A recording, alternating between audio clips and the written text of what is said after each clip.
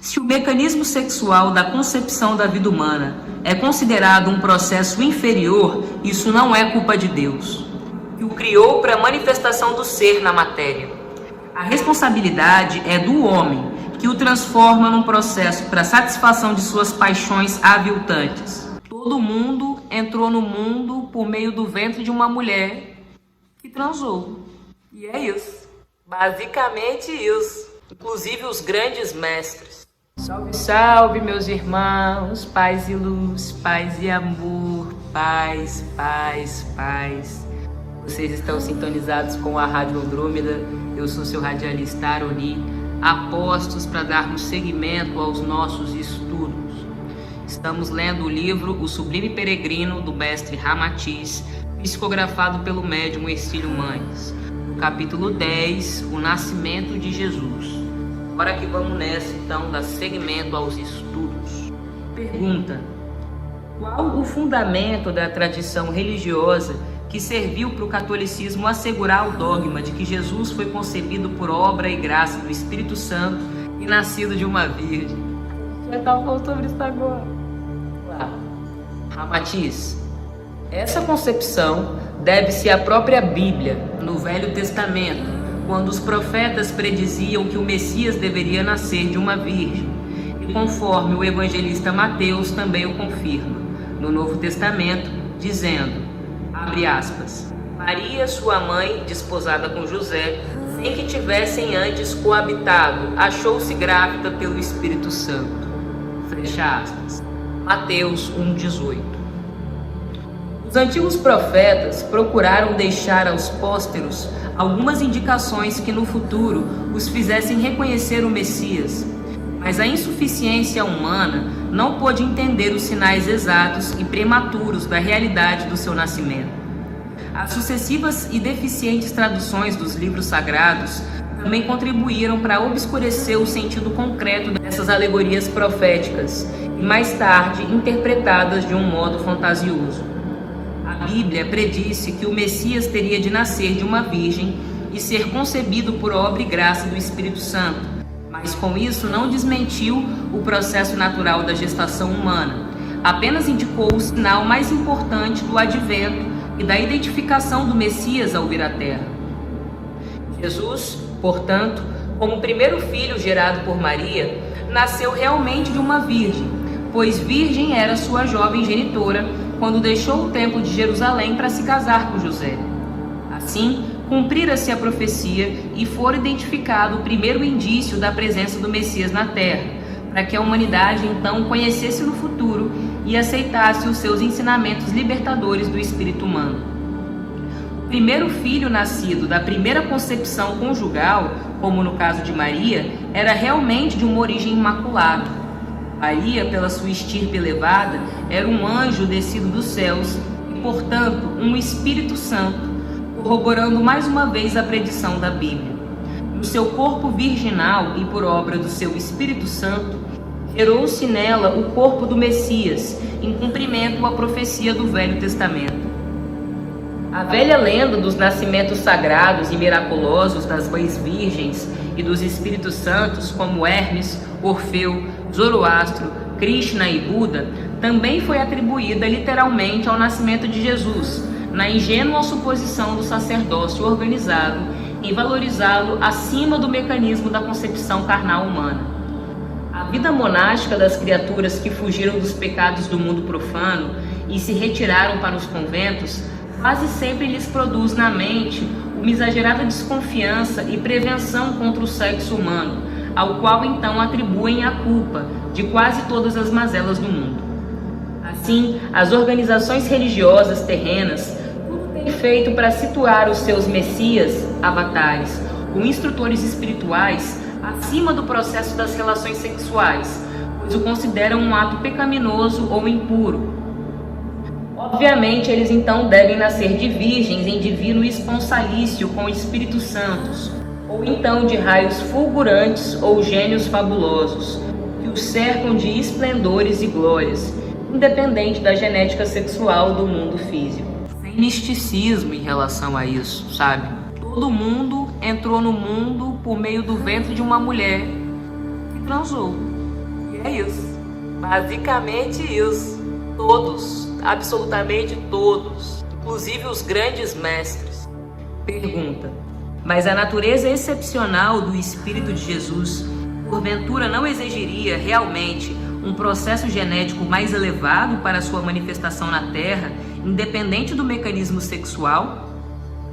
Ramatiz: se o mecanismo sexual da concepção da vida humana é considerado um processo inferior, isso não é culpa de Deus, que o criou para a manifestação do ser na matéria. A responsabilidade é do homem, que o transforma num processo para a satisfação de suas paixões aviltantes. Embora se considere a supremacia espiritual incomum de Jesus, nem por isso ele precisaria derrogar as leis imutáveis da vida e alterar o processo da genética humana para encarnar-se no seio da humanidade. Tanto o anjo quanto o espírito inferior só podem ingressar na carne terrícola através da porta do ato sexual, que não é nada aviltante, mas apenas um processo estabelecido por Deus para o advento do homem. Qualquer outra explicação ou escusa não passa de fantasia ou arranjo subjetivo, incapaz de encobrir a verdade. Conforme já dissemos anteriormente, enquanto o espírito primitivo se encarna instintivamente, arrastado para o ventre materno, Jesus, devido à sua natureza excepcional, despendeu 1 milênio do calendário humano na sua descida espiritual a fim de acasalar-se à carne. Obviamente, não seria o modo de ele nascer na carne o que realmente lhe comprovaria a supremacia espiritual, mas acima de tudo, o imenso sacrifício para ele atingir a matéria e a sua morte heróica e serena em holocausto à humanidade pecadora. Ainda hoje existem no vosso mundo famílias de zonas rurais cuja rigidez de raça e de metabolismo orgânico é isenta de enfermidades luéticas, vícios ou paixões aviltantes da vossa civilização, que também poderiam fornecer um corpo sadio a Jesus sem desmerecê-lo na sua elevada natureza espiritual. Se, através de maravilhoso quimismo, Deus transforma montouros de estrume em rosas e cravos perfumados, por que Jesus, tão sábio e excelso, não poderia manifestar por um corpo de carne, gerado pelo processo comum, a mensagem do amor e da paz entre os homens? Quando os evangelistas se referem a Jesus nos seus evangelhos, eles deixam patenteada a sua condição de filho de Maria e de José como um fato concreto e indiscutível na época, e sem qualquer alusão ao Espírito Santo. O evangelista Marcos é muito claro quando diz, abre aspas, olha, tua mãe, teus irmãos e irmãs estão lá fora à tua procura, fecha aspas. Marcos 3:32. O evangelista João também o confirma no seguinte, abre aspas, depois disso, vieram para Cafarnum, ele e sua mãe e seus irmãos e seus discípulos, fecha aspas. João 2:12. Mateus, apesar de responsável pela ideia de Jesus descender do Espírito Santo, também alude à exata filiação de Jesus no seu evangelho, explicando, abre aspas, porventura não é este o filho do oficial, carpinteiro? Não se chama sua mãe Maria e seus irmãos Tiago, José, Simão e Judas? Fecha aspas. Mateus 13:55. E acrescenta no versículo 56, abre aspas, e tuas irmãs não vivem entre nós? Fecha aspas. Em suma, todos os evangelistas são acordes em afirmar que Jesus era irmão de Tiago, José, Simão e Judas, Ana e Elizabeth, mas filho de José, o carpinteiro, de onde se deduz que não era conhecido como gerado pelo Espírito Santo. Pergunta: certos religiosos e até alguns espíritas acham que seria desdouro para um espírito tão elevado quanto Jesus encarnar-se através do mecanismo sexual da procriação comum no mundo carnal. O Ramatiz vai ficar sem paciência.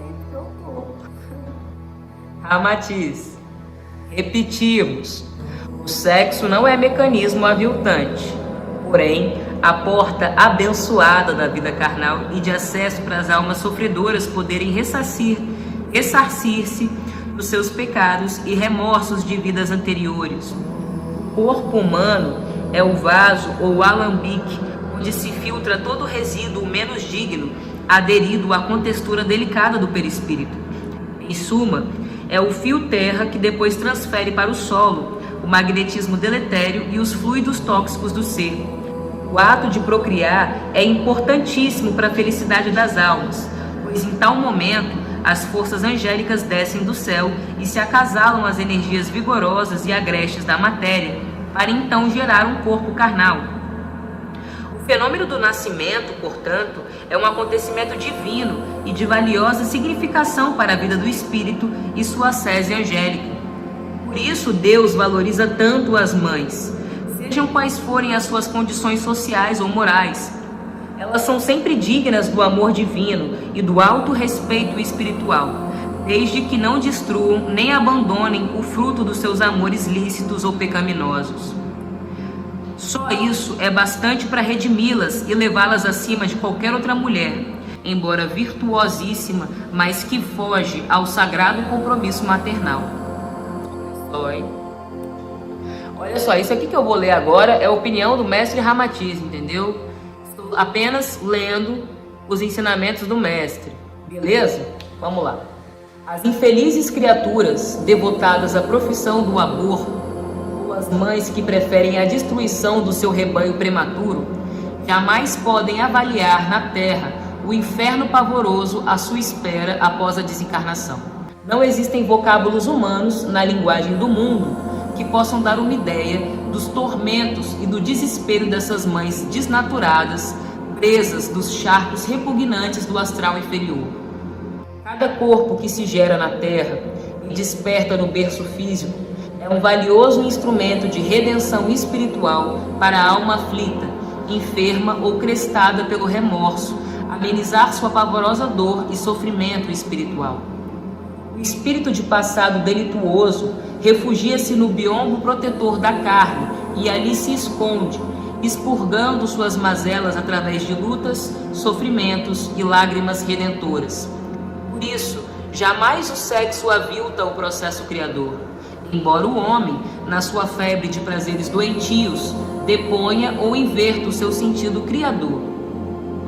Eis porque Jesus não iria subestimar o processo gestativo tão comum no mundo terreno, nem aviltar Maria, sua própria genitora, expondo-a à crítica ferina da vizinhança e da sua época.